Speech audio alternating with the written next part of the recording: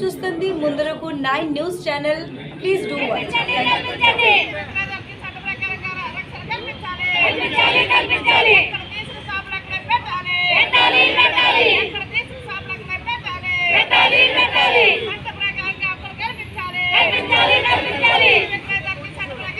నా పేరు వెంకటేశ్వర్లు, ఐఎఫ్టియు రాష్ట్ర ఉపాధ్యక్షుడిని.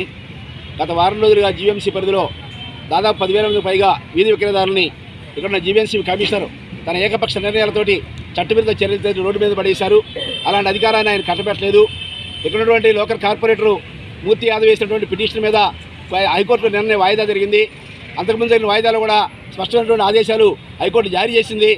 వీధి విక్రయదారులకు కొత్తగా లైసెన్సులు ఇవ్వద్దు, ఇప్పుడు దాకా ఎక్కడెక్కడ ఎంతమంది ఉన్నారో వాళ్ళకి సంబంధించినటువంటి హక్కులన్నీ కల్పించడానికి స్ట్రీట్ వెండర్స్ యాక్ట్ ప్రకారం వీధి విక్రయదారుల చట్టం ప్రకారం వాళ్ళకి అన్ని రకాల హక్కులు కల్పించడానికి సర్వే చేసి దాని నివేదిక ఆధారంగా వాళ్ళ మీద చర్యలు వాళ్ళకి తగిన ఏర్పాట్లు చేయండి అని చెప్పేసి ఆ చట్టం చెప్తా ఉంది. కాబట్టి ఆ చట్టం ప్రకారం మీరు వ్యవహరించండి అని చెప్పేసి హైకోర్టులో తీర్పు ఉండగా ఇలా ఇక్కడ ఉన్నటువంటి జీవీఎంసీ కమిషనర్ ఏకపక్షంగా మొత్తం కూడా అధికార తెలంగాణ పక్కదారి పట్టించి తప్పుదోవ పట్టించి ఈరోజు దౌర్జన్యంగా తొలగించారు. దీన్ని మేము తీవ్రంగా ఖండిస్తున్నాం.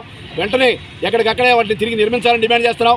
అదేవిధంగా ఈ పెద్ద దౌర్జన్యంలో అనేక రకాలుగా ఈ వీధి విక్రయదారులు ఆస్తులు కోల్పోయారు, నష్టపోయారు, వ్యాపారం కోల్పోయారు. వ్యాపారం కోసం